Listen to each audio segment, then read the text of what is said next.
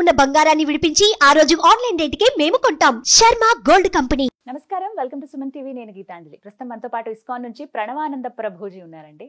ప్రభుజీ గురించి ప్రత్యేకంగా చెప్పాలా, వారు చెప్పేటువంటి మాటలు ప్రత్యేకంగా కృష్ణ భగవానుడు గురించి, అలాగే వారి లీలల గురించి కావచ్చు, ప్రత్యేకించి కొన్ని లైఫ్ లెసన్స్ అనేవి చాలా మందిని వాళ్ళ జీవితంలో డౌన్ అయిపోయినటువంటి సిచ్యువేషన్స్ నుంచి బయటికి రాగలిగాము, అక్కడి నుంచి మేము బయటపడ్డాము అని చెప్పారు. అలాగే ప్రతి అంశం పైన మనకు అర్థమయ్యే రీతిలో వివరిస్తూ ఉంటారు. ఇందులో భాగంగా వారి గురించి తెలుసుకోవాలి, వారి దినచర్య ఏంటనేది కొంతమంది ప్రశ్నలు అడిగారు కామెంట్స్ రూపంలో. అలాగే మీరు ఏవైతే ప్రభుజీ గారి గురించి తెలుసుకోవాలి, వారి మాటల్లో విందామని అడిగారో అవే ఇవాళ ఇంటర్వ్యూలో మనం మాట్లాడబోతున్నాం. ఇంకా ఆలస్యం చేయకుండా ప్రారంభిద్దాం. హరే కృష్ణ ప్రభుజీ. హరే కృష్ణ. తులసి పూజ గురించి చాలా మంది సందేహం అడిగారండి. అసలు తులసి పూజ ఎలా చేయాలి, ఎందుకు చేయాలి తులసిని, అసలు అంటే ఒక మొక్కను అలా మొక్కడం ఏంటి అనేది ఒక ప్రశ్న అయితే, వీటికంటూ ప్రత్యేకంగా సమయం ఉంటుందా, తులసి అమ్మవారిని అసలు ఎలా కొలుచుకోవాలి, అమ్మవారిగా ఎందుకు పూజిస్తున్నాం, ఇవి ప్రశ్నలు. వృందాయై తులసీదేవ్యై ప్రియాయై కేశవశ్య చ విష్ణు భక్తి ప్రదే దేవి సత్యవతే నమో నమః.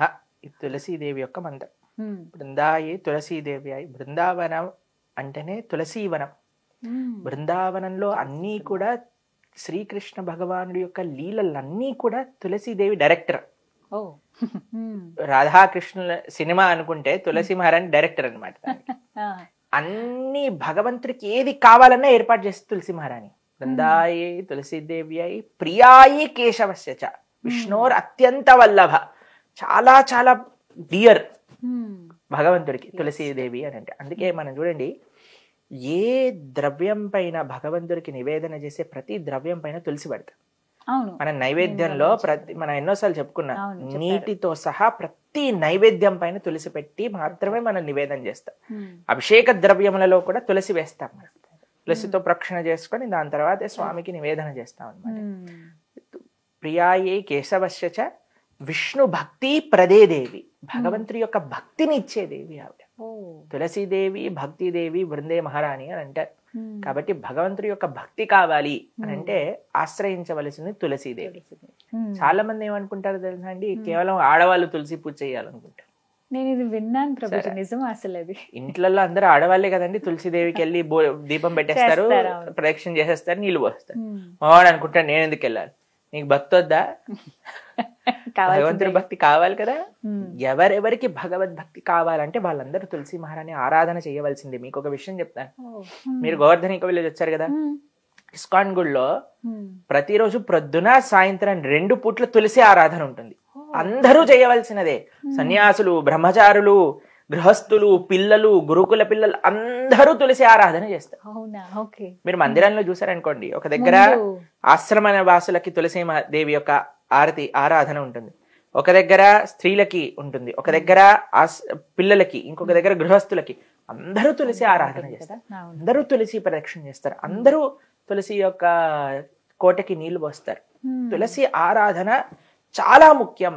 ఏ ఆశ్రమంలో ఉన్న స్త్రీ పురుష భేదమే లేదు, అందరూ తులసిదేవి యొక్క ఆరాధన చేయవలసినదే.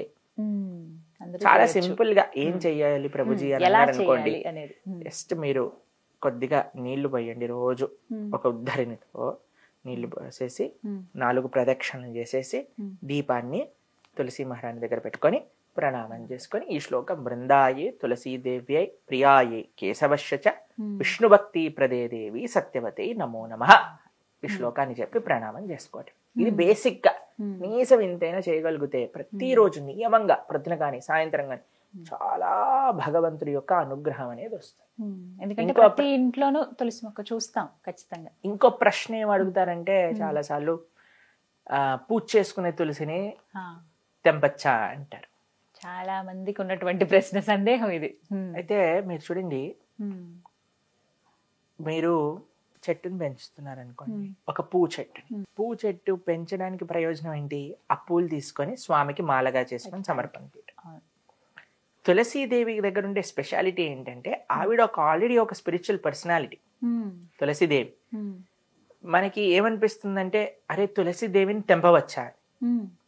కానీ మీరు చూడండి, తులసీదేవి యొక్క అస్తిత్వమే కృష్ణుడి యొక్క సేవ చేయటం కోసమే ఆవిడ అవతరించింది. ఎవరి యొక్క అస్తిత్వం కృష్ణుడి యొక్క సేవ చేయటమో ఆవిడ్ని కృష్ణుడికి సమర్పించటంలో ఏం ప్రాబ్లం లేదు కదండి. అంటే పూజించే దగ్గర వస్తుందండి చాలా మంది. ఇప్పుడు రెండు పూజ చేయొచ్చు, ఆవిడికి పూజ ఎందుకోసం చేస్తున్నా, మనకి కృష్ణుడి యొక్క సేవ కావాలని చేస్తున్నాం. కానీ ఆవిడ్ని కృష్ణుడి యొక్క సేవలో పెట్టడమే కదా ముఖ్యమైన విషయం. ఏంటంటే పూజించే వాటిని తెంపొచ్చు అంటారు బ్రహ్మాండంగా. ఎందుకంటే తులసీదేవి యొక్క స్వరూపమే కృష్ణుడి యొక్క సేవ చేసుకోవటం కోసం. కానీ ఆ సెంటిమెంట్ మన దగ్గర ఉంది కాబట్టి రెండు తులసి చెట్లు పెట్టుకోవచ్చు. ఒక తులసి చెట్టుకి ఆరాధన చేసుకోండి, ఇంకో తులసి చెట్టుకి ఆ పత్రములను స్వీకరించి ఆ దళములను స్వీకరించి భగవంతుడి యొక్క ఆరాధనకి ఉపయోగించుకోండి. రెండే విషయాలు మనం జాగ్రత్తగా ఉండాలి. ఒకటి, మన గోళ్ళు తలకూడదు. మనం తులసీదేవిని ఇలా వేళ్ల మధ్యలో పట్టుకొని తెంపాలి. రెండు, ద్వాదశి రోజు తులసి దళములను తెంపకూడదు. ఖచ్చితంగా నియమం. ఇదొక్కటి గుర్తుపెట్టుకోవాలి. ఇంకా మంగళవారమా శుక్రవారమా ఇవన్నీ పక్కన పెట్టండి. ద్వాదశి రోజు మాత్రమే తెంపకూడదు. కారణం ఏమన్నా? ఎందుకంటే తులసీదేవి కూడా ఏకాదశి వ్రతం చేస్తుంది అని అంటారనమాట. ఏకాదశి వ్రతం చేసి ద్వాదశి పారాయణ, శాస్త్రం వాక్యం ద్వాదశి రోజు ఇది చేయకూడదు అని అంటారు. మీకు ఇంకో విషయం తెలిసిన, తులసి పత్రములను స్వీకరించేటప్పుడు తప్పకుండా చెప్పాల్సిన ఒక మంత్రం ఉంటుంది, ఒక శ్లోకం ఉంటుంది. ఇది చెప్పి మాత్రమే తులసి పత్రములను తెంపవలే, అంటే ఒక అనుమతి లాగా. ఆ శ్లోకం మేము ఇప్పుడు చెప్తాం, మీరు కూడా స్క్రీన్ పైన వేద్దురు గాని అప్పుడు వాళ్ళకి, మన ఎవరైతే వింటున్నారో వాళ్ళకి కూడా తెలుస్తుంది. చాలా మందికి తెలియదండి. మేము అనుకున్నా అందరికి తెలుసేమో అని, కానీ చాలా మందికి ఈ విషయం తెలియదు. తీసేయటం ఇక్కడ వరకు తెలుసు కానీ ఇలా తెంపేసి స్టీలల్లో కూడా వేసుకునే వాళ్ళు ఉన్నారు. తులసీదేవి యొక్క అస్తిత్వం భగవంతుడి యొక్క సేవ చేసే కోసం, ఆ సేవ కోసం తీసుకునే ముందు మనం ఒక శ్లోకం చదవాలి. ఆ శ్లోకం ఏంటో మేము చెప్తాము, ఒకసారి దాన్ని మీరు స్క్రీన్ పైన వేసి చెప్తారు. కానీ తులస్యా అమృత జన్మాసి సదాత్వం కేశవ ప్రియ కేశవార్థం చినోమిత్వాం వరధా భవ శోభనే. ఇదే శ్లోకం. ఈ శ్లోకం చెప్పాలి, ఈ శ్లోకాన్ని చెప్పుకోవాలి. ఈ శ్లోకం యొక్క అర్థం ఏంటి అంటే, తులసి అమృత జన్మాసి, తులసి నువ్వు అమృత జన్మ నీది, అంటే అమృత తుల్యమైన స్వరూపము నీది. సదాత్వం కేశవ ప్రియ, ఎప్పుడు నువ్వు భగవంతుడికి అత్యంత ప్రియమైన. కేశవార్థం చినోమిత్వ, ఆ భగవంతుడి కోసమని నేను తులసి దళములను తెంపుతున్నాము. వరధా భవ శోభనే, నువ్వెప్పుడు ఇలానే శోభిస్తూ ఉండుగాక అని ఆవిడ పర్మిషన్ తీసుకొని ఒకసారి ప్రణామం చేసి అప్పుడు పత్రాలు తీసుకోవాలి. మీకు ఇంకో విషయం చెప్తాను. మనము తులసి పత్రాలు చాలా దగ్గర మేము చూస్తామంటే దళములు తీసేస్తారు, ఫ్రిడ్జ్ లో పెట్టేస్తారు, అవన్నీ పాడైపోతాయి, నీళ్ళు వచ్చేసినట్టుగా అయిపోతాయి.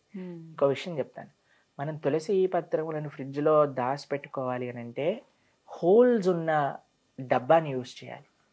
ఎయిర్ సర్క్యులేషన్ ఉండాలి, అటు చలి ఉండాలి, ఇటు ఎయిర్ సర్క్యులేషన్ ఉండాలి.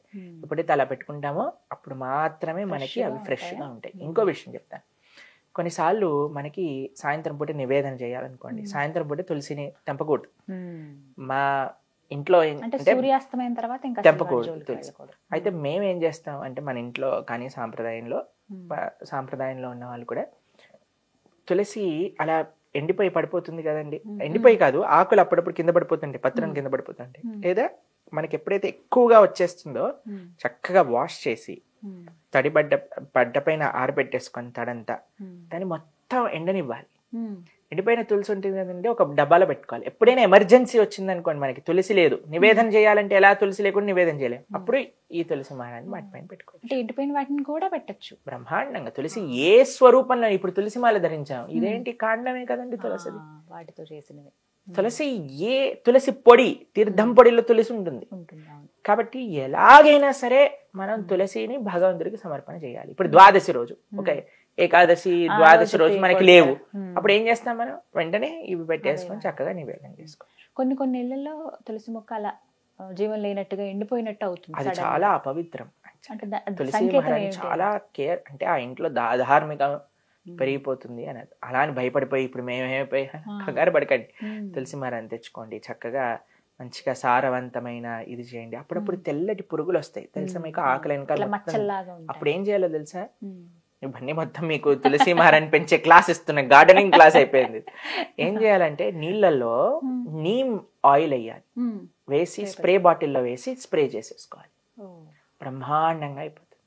ఇంకో విషయం, ఎప్పుడైతే వాటికి సీడ్స్ పెరిగిపోతాయి కదా, వాటన్నిటిని జాగ్రత్తగా మనం ఇచ్చేసాం అనుకోండి, అప్పుడు నిండుగా వస్తుంది అనమాట. సీజర్స్ యూజ్ చేయకూడదు ఎప్పుడు తులసిదేవి. ఇంకో విషయం ఏంటంటే, చలికాలంలో ఎప్పుడు కవర్ చేసి ఉంచాలి తులసి మాలని. ఒక చక్కటి కాటన్ క్లాత్ తోటి దేనితోటైనా మంచిగా ఇలా పెట్టేసాం అనుకోండి, అప్పుడు ఆ చలి యొక్క ప్రభావం ఉండకుండా మనకి. అంటే ఇక్కడ హైదరాబాద్ లో అంత చలి ఉండదు అనుకోండి, మా ఆశ్రమంలో చలి ఎక్కువగా ఉంటుంది. మీరు చలి ఉన్నప్పుడే కదా వచ్చింది మా ఆశ్రమానికి, కరెక్ట్. కాబట్టి అలాంటి సమయంలో కొద్దిగా జాగ్రత్త. మీరు చూసారు కదా ఆశ్రమంలో ఎలా ఒక దాంట్లో లోపల పెట్టి జిప్ వేసి మంచిగా నీట్ గా తులసి మహారాణి పెట్టి అలా జాగ్రత్తగా చూసుకోవాలి, కాపాడుకోవాలి మనం. ఇంకో విశేషం ఏంటంటే, తులసీదేవి యొక్క ఆరాధనలో 8 నామములు విశేషమైనవి అని మొన్నే మేము శాస్త్రాధ్యయనలో చదివామన్నమాట. ఆ 8 నామాలు కూడా మేము చెప్తాం. తులసి అమ్మవారిని పూజించుకునేటప్పుడు 8 నామాలు ముఖ్యంగా ఉంటాయండి. అవి మనం స్మరించుకుంటూ అవి పఠించుకుంటూ అమ్మవారిని కొలుచుకోవచ్చట. ఆ నామాలు ఏమిటో ప్రభుజీ చెప్తారు, విందాం. బృందావని బృంద, విశ్వపూజిత పుష్పసర, నందిని కృష్ణజీవని, విశ్వపావని తులసి. ఇవి 8 నామాలు. ఈ 8 నామాలతో ఈ 8 నామములు అనుకుంటూ తులసీదేవి దగ్గర పుష్పాలు మనం సమర్పణ చేస్తే తులసీదేవి యొక్క కృప చాలా బాగుంటుంది అని. చివరి సందేహం, కృష్ణ తులసి అని చెప్పి అలాగే ఇంకొక రామ తులసి, రామ తులసి అని, లక్ష్మీ తులసి అని ఉంటుంది. ఈ రకాలు ఏ తులసి అయినా మంచిది, పర్వాలేదు, మంచిది. ఏదైనా సరే మనకు అందుబాటులో. ఒకవేళ ఏమైనా ఇబ్బంది అవుతుంది అన్నప్పుడు వెంటనే ఇంకొకటి తెచ్చుకుని పెంచుకోవడం మంచిది కదండి. కానీ తులసి నీరు తప్పకుండా ప్రతిరోజు పోయేవాలి. ఏదో గార్డెనర్ వచ్చి వెళ్ళటం కాదండి. తులసి మహారాణి సాక్షాత్తుగా కృష్ణ భార్య. మనము కార్తీక మాసంలో కైశిక ద్వాదశి, క్షీరాబ్ది ద్వాదశి రోజు తులసి శాలిగ్రామ వివాహం చేస్తాం. కాబట్టి చాలా ప్రేమతో చూడాలి. ఇప్పుడు చాలా మటుకు ఇళ్లలో మేము చూస్తుంటాం తులసి ఆరాధన.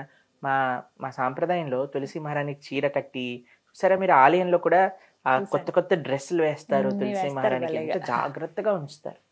కాబట్టి చాలా భక్తి. ఆలయంలో భగవంతుడు ఎలానో, మన పూజ రూంలో శ్రీ విగ్రహాలు ఎలానో, తులసి మహారాణి బై డిఫాల్ట్ శ్రీ విగ్రహమే. అంత జాగ్రత్తగా చూసుకోవాలి. చాలా చక్కగా చెప్పారు ప్రభుజీ. హరే కృష్ణ. హరే కృష్ణ.